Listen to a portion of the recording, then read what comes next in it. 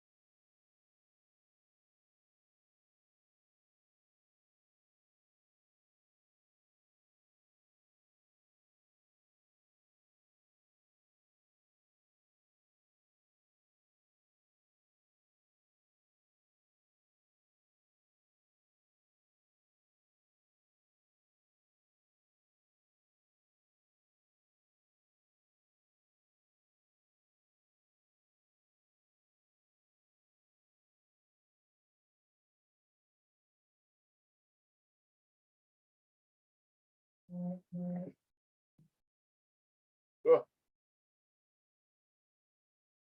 olá, Olá, assim é excelente. melhor, né? Sim, sim, exatamente, é assim mesmo, é isso mesmo. Estou um pouco já acostumado com as Pois, entrevistas. decidimos agora. Muito bem. Já, antes, como esqueça só de um pormenor, Padre Lucas, qual é a sua idade? 36 anos. 36 anos, 36 anos, muito bem.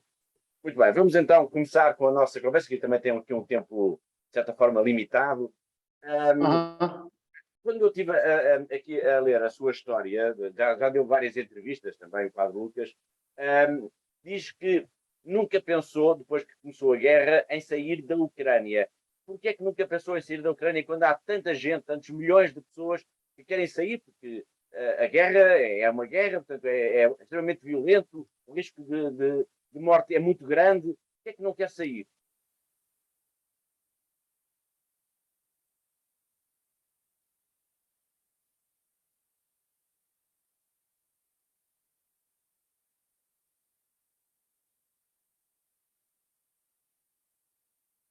Diferente Uh, da comunal.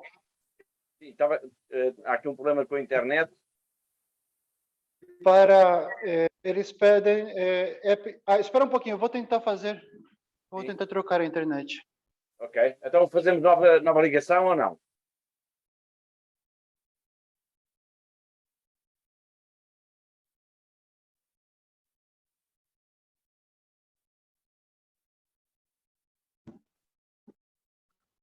Alô, agora, tá melhor?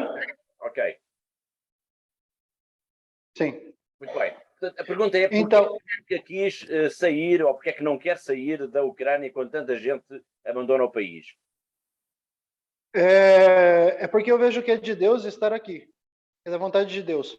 Porque o primeiro motivo é que é o seguinte, que eu sou do Caminho Catecumenal e eu fui formado no Seminário Redentores Mater. E para ser enviado a um Seminário Redentores Mater, é me pedido a disposição de ir para onde a igreja me manda. E eu me pus à disposição. Então, por sorteio, eu fui sorteado para vir para a Ucrânia. Uhum. Primeiro que não foi não é uma vontade minha, não foi uma vontade minha, foi uma escolha de Deus, né? Eu vejo através disso. Depois de muitos anos que eu fui formado aqui, eu me ordenei aqui, e com muita história também que teria para contar, que seria muito longa também. E simplesmente o último acontecimento, desse ano, né?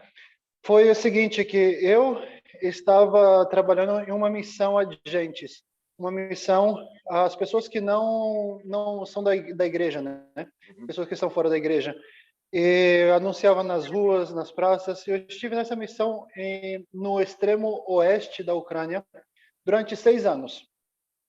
E justamente no ano passado, o bispo, junto com os meus catequistas, viram que seria bom eu voltar para minha diocese, que é em Kiev, a 600 quilômetros daquela cidade onde eu estava.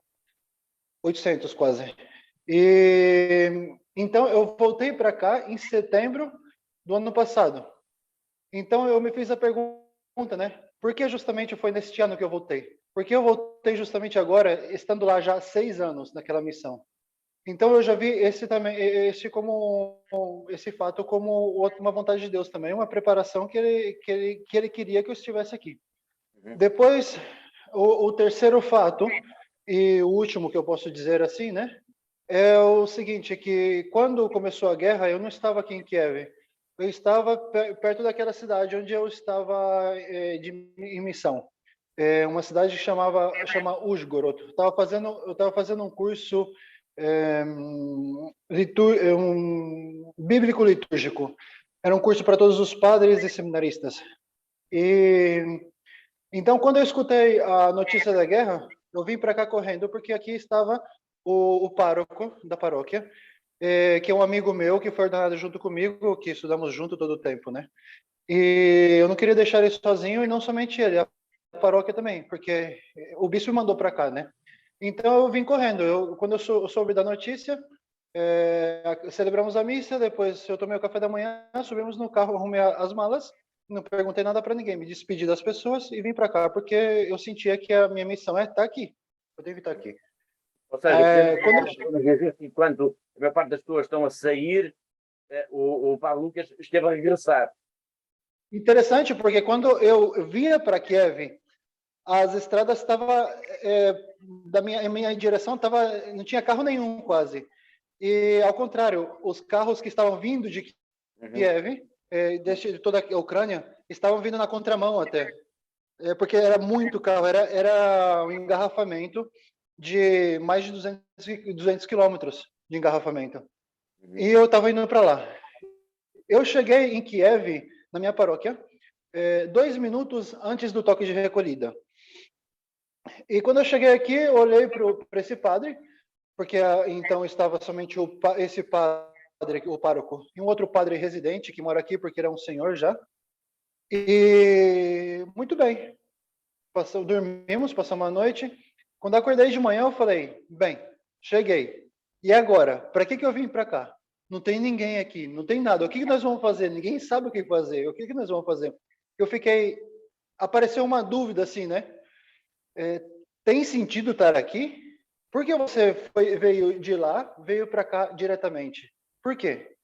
Então, o que nós vamos fazer? O padre tem que rezar, né? Nós fomos rezar as laudes. Enquanto nós rezávamos as laudes, apareceu a primeira família, pedindo que se pode, porque até então nós não tínhamos pensado nada em acolher gente, em acolher ninguém. Mas apareceu uma família, um senhor que teve eu acho que foi infarto, não sei, um derrame cerebral, que estava com problema, dificuldade para caminhar. A mulher dele tem câncer e veio com a filha que estava cuidando deles. Eles pediram para ficar aqui. Eu falei, nós podemos ficar sentados, né, aqui na igreja sem problema nenhum. Só porque temos medo de ficar em casa? Então tá bom. O pároco falou, essa casa aqui é a casa de vocês. E quando voltamos a rezar, eu já vi isso como o primeiro sinal, né? Como primeira resposta à minha pergunta, que tem sentido estar aqui. Porque Deus mandou essa família já, nós não anunciamos nada para ninguém. Apareceu de repente. Então, continuamos rezando. E nessa mesma oração, nós temos uma prática de abrir o evangelho ao acaso.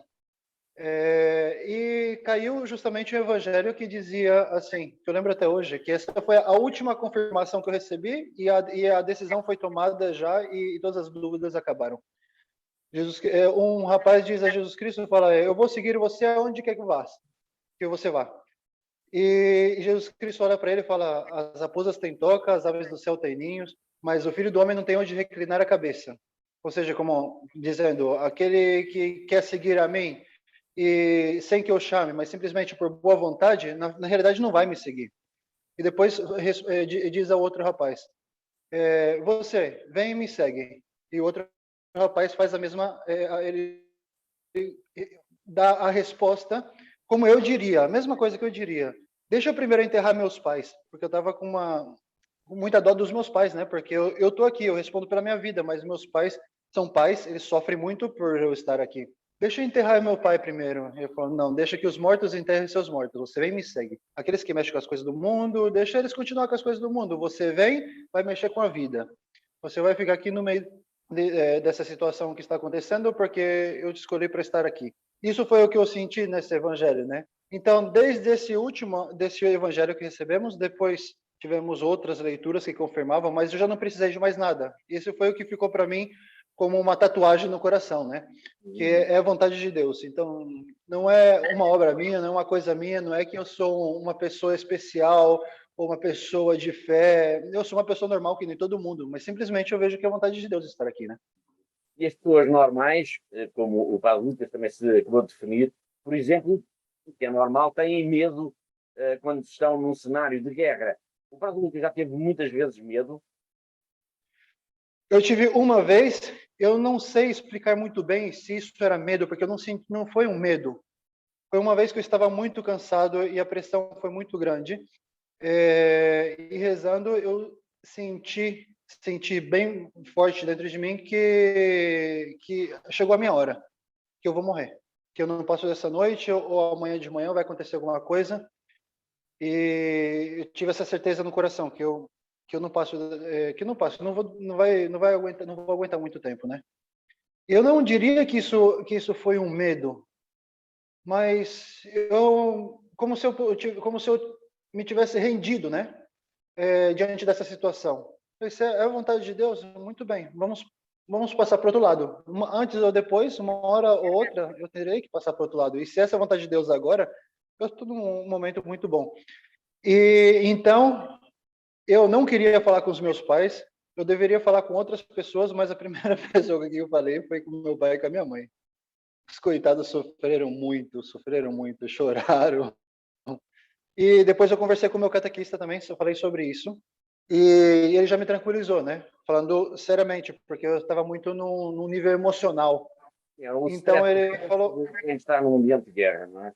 ele falou para mim uma coisa muito forte. Ele falou um tom duro para tirar todo esse sentimentalismo que eu tinha e falou: olha, não é tão fácil assim ir para o outro lado, não é tão fácil assim ir para Deus.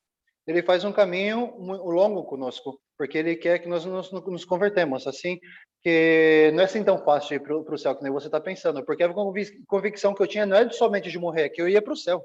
Uhum. E ele falou, o que você está passando com você é o estresse que você está passando e isso tocou no teu emocional. Você vai lá para baixo, onde estão todas as pessoas, fica com as pessoas, conversa com as pessoas e amanhã você vai acordar melhor. E é verdade, no outro dia eu acordei bem mais tranquilo, né? Agora, depois de um mês, como eu dizia, eu acabei de voltar do centro agora com o pároco, que é meu amigo, Matheus, o nome dele. Eu acabei de voltar do centro. E quando nós voltamos do centro, soou a sirene. E estávamos num lugar onde que normalmente caía um alvo para as bombas, né, para os mísseis. Tocou a sirene e nós olhamos um para o outro e falamos assim. Ele falou para mim: olha a diferença. Lembra no começo da guerra? Escutávamos uma bomba, saía correndo lá para baixo para esconder, para o esconderijo.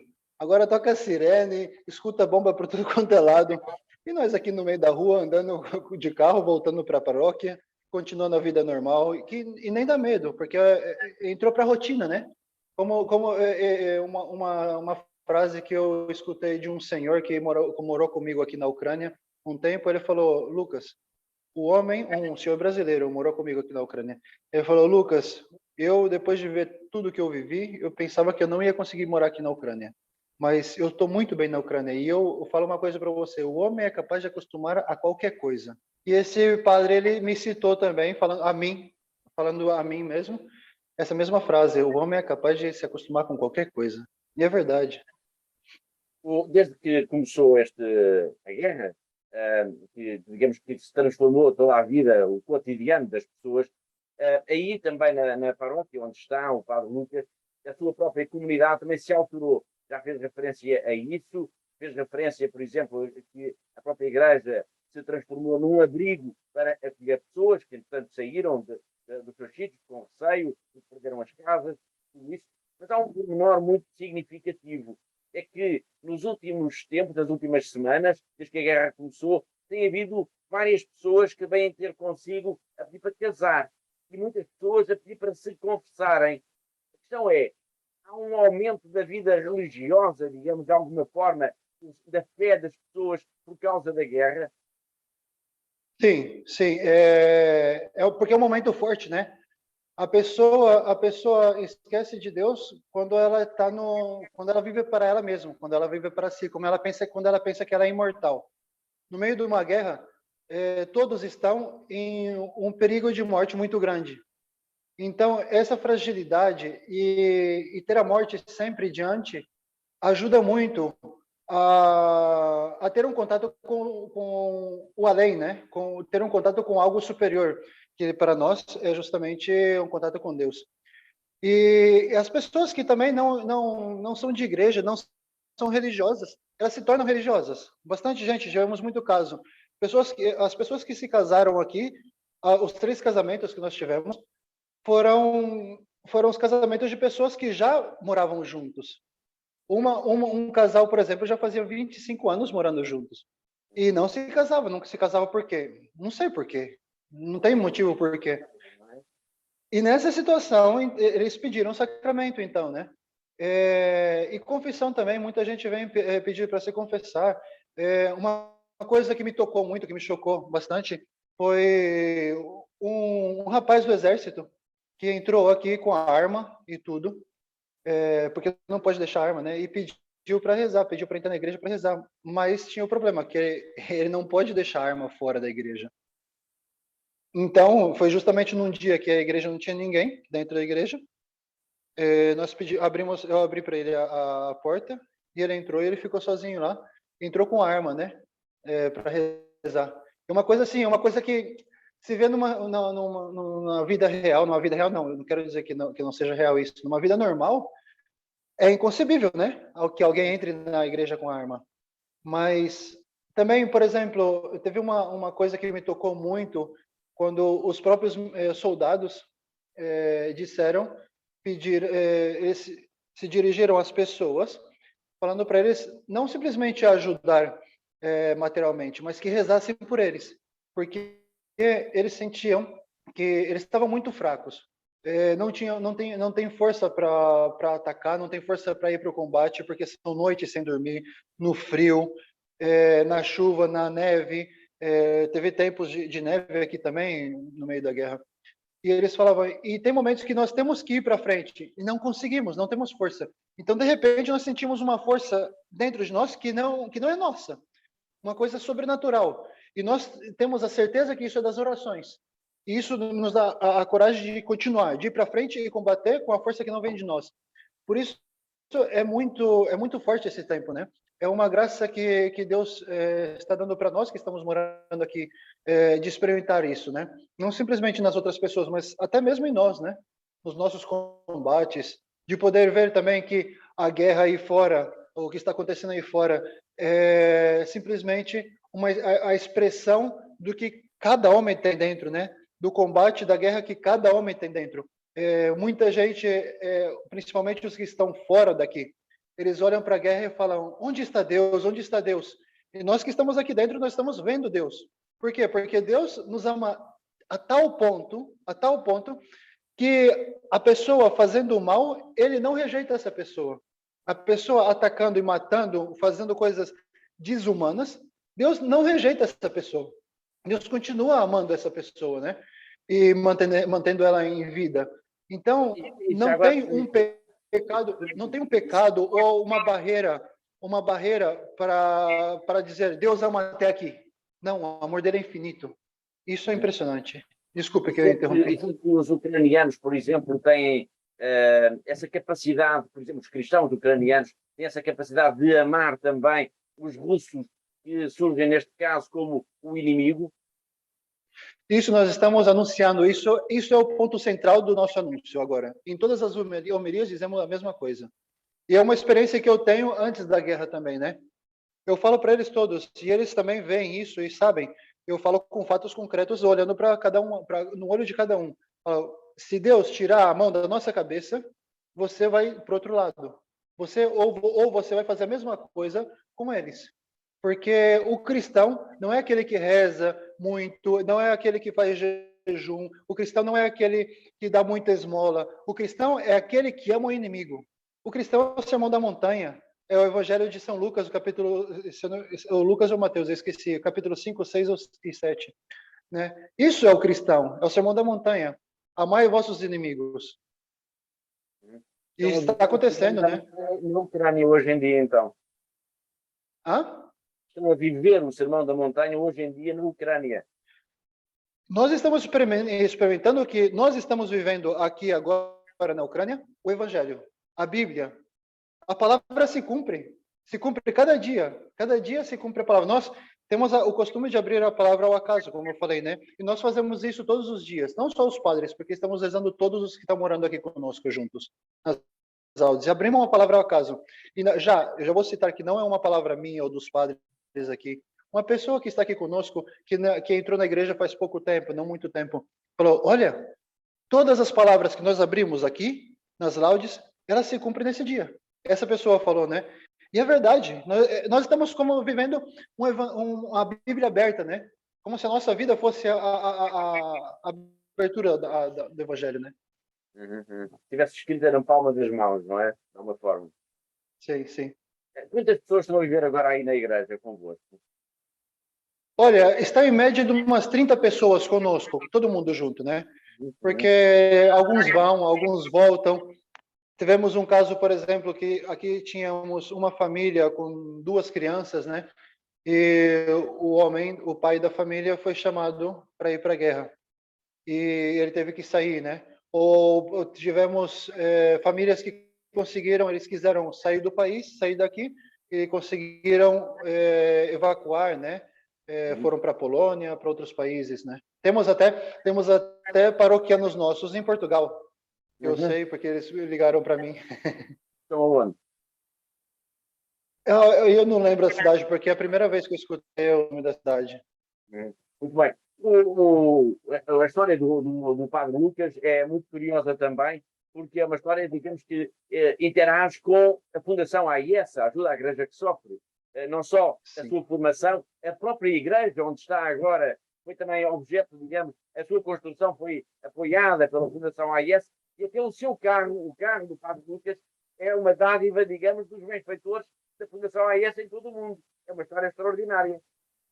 Sim, sim. Não somente não, o carro o meu carro também que eu posso me locomover para servir, que serve como se diz isso, como transporte para ajuda humanitária, para evacuar pessoas também quando é necessário, para se locomover, que é uma ajuda imprescindível. E também os processos começaram antes, mas hoje, por exemplo, eu fui à Cúria e recebi uma quantia em dinheiro também da fundação, que deram a todos os padres que trabalham na minha diocese, né? Não sei se para outras dioceses também, possivelmente sim, mas eu falo só em nome da minha diocese, né? Recebemos uma ajuda que é muito, muito boa, né?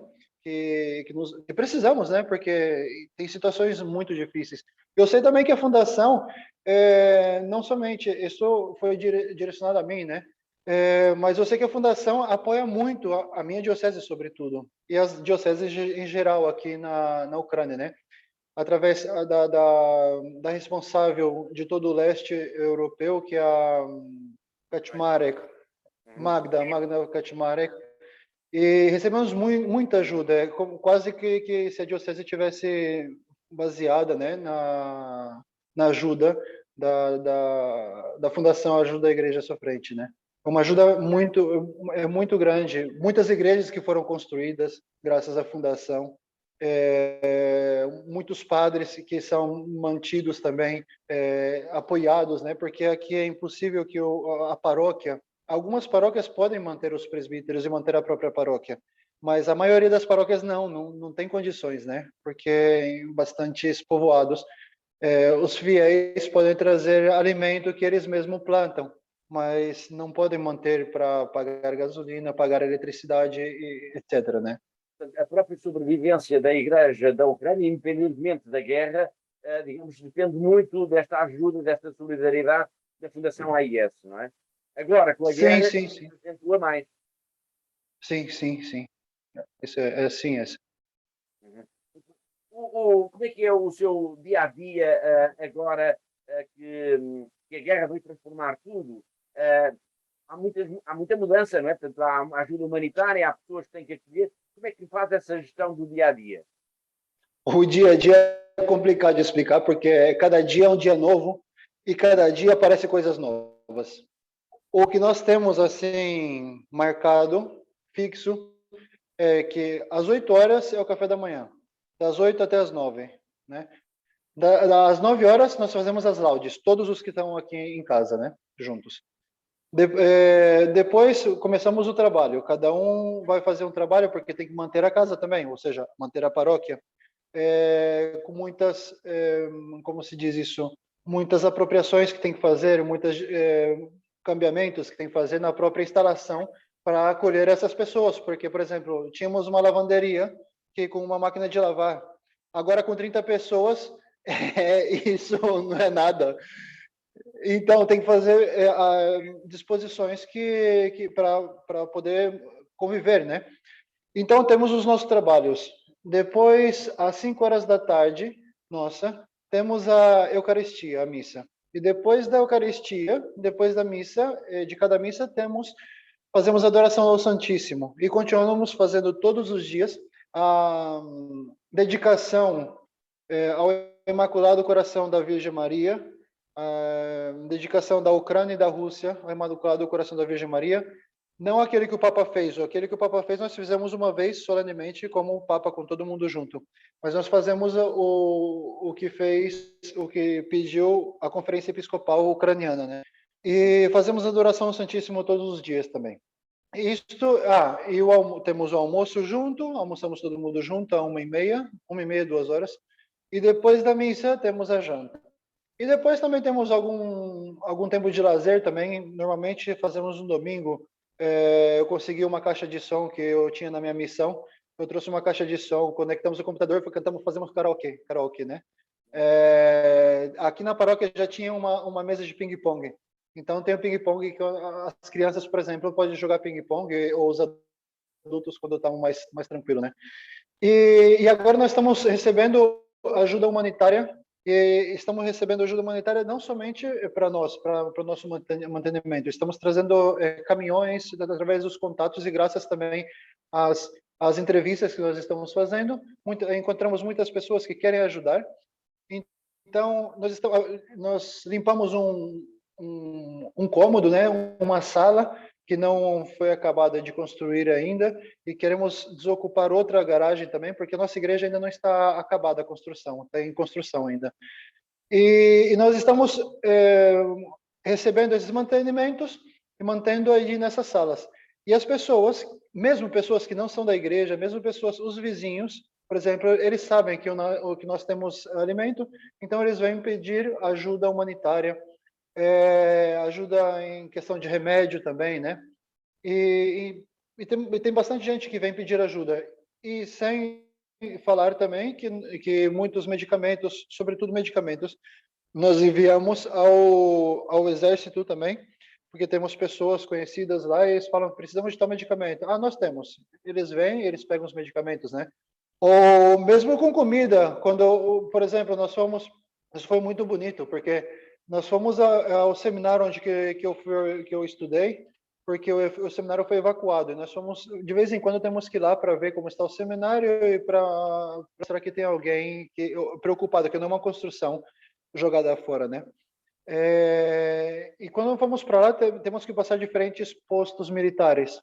E quando passamos um posto militar, o militar viu, o soldado viu que nós somos da igreja, conversou conosco, falamos que tínhamos pessoas estávamos acolhendo pessoas na nossa paróquia, e ele falou assim: olha, nós temos aqui bastante pão que vai perder, você não pode levar para casa? E nós falamos assim: não, pão não precisamos, nós temos bastante pão, não queremos, né? Muito obrigado. Fomos para o seminário, depois voltando, pensamos, mas vai perder tanto pão assim? Não, vamos pegar o pão, nós fazemos pão torradas, tostadas, né? E se mantém, né? Voltando, nós conversamos, falamos, sim, traz o pão, dá o pão para nós. Ele deu os pães que ia perder, fomos para frente, num posto de militar, mais uns 2 postos para frente, mas perguntamos para os militares, vocês têm o que comer? Ah, tá difícil. Olha, nós temos bastante pão aqui, vocês querem? Olha, queremos, porque nós estamos com fome. Então pegamos de um posto militar, levamos para outro posto e deixamos o pão lá. E no outro dia, um alimento que já estava preparado, mas se ficasse muito tempo, nós vimos que não íamos dar conta de comer, nós pegamos esse alimento e quando fomos de novo para o seminário, vocês querem? Claro que queremos, que estamos morrendo de fome, né? Então, é uma ajuda o outro, né? E uma coisa muito interessante também, eu queria sublinhar também, que me disse uma pessoa que mora aqui, assim, olha, eu tinha muito problema com o meu vizinho. Todo o barulho que ele fazia, isso me irritava de tal maneira que eu queria subir e brigar com ele. E quando eu via ele na rua, eu falava para ele, mas silêncio, faz silêncio, não faz tanto barulho, porque você me incomoda. Eu falo, hoje, quando eu escuto o barulho do meu vizinho, eu me alegro, eu fico contente. Os vizinhos que não se falavam estão ajudando um ao outro, com mantenimento, perguntando como você está bem, você tem que comer?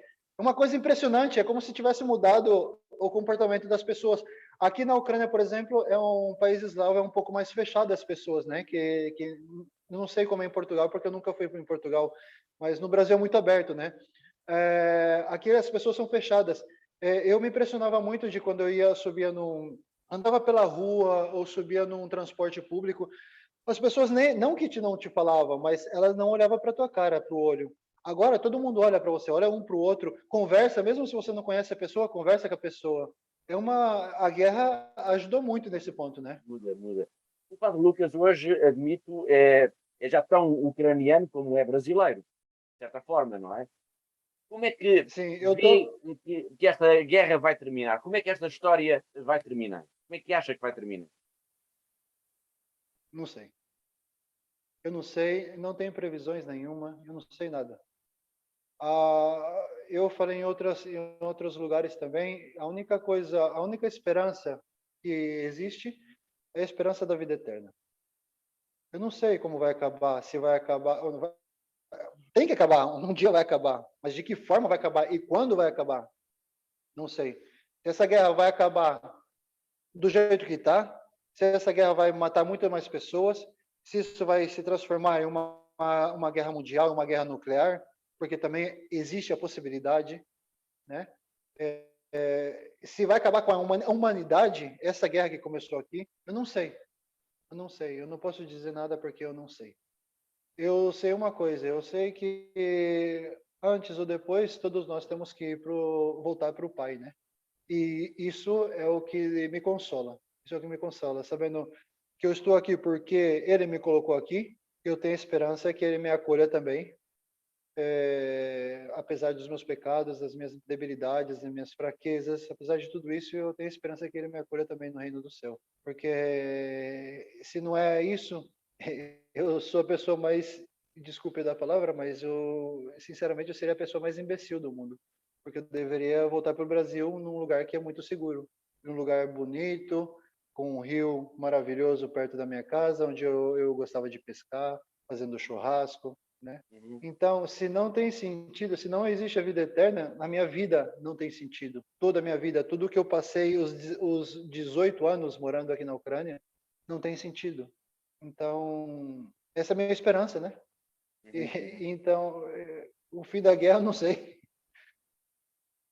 Uma última pergunta que eu tenho mesmo que lhe fazer, que, tendo em conta toda esta sua história, esta ligação tão grande com a Fundação AIS, eu penso que será interessante ouvir uma palavra sua para os benfeitores.